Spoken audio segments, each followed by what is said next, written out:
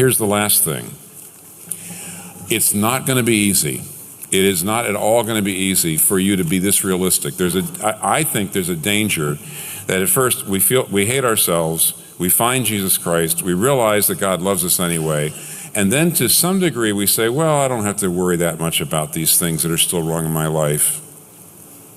Why did Jesus go to the cross? Why did he suffer all that? You say, well, because he loved me. Well, that's not the only reason, because if he only loved you, he could have just said, hey, you've sinned, but that's all right, just forget about it. He went to the cross because the law, his moral norms are so important, and he is so holy, and sin is so heinous that he had to die because all sin has to be punished. He can only forgive you for it because he was punished for it. That's how bad sin is.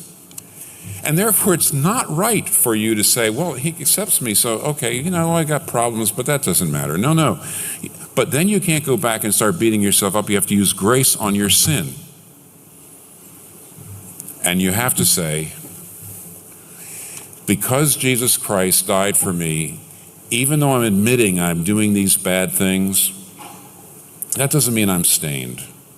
So what I've often found is people get the idea that they're saved and they're loved by God in spite of their sin, and then they kind of diminish their understanding of the sin. But if you come on back and say, no, the sin is really, really serious, but God's grace is greater. Jesus Christ died to take the stains out of me that nobody else could take out.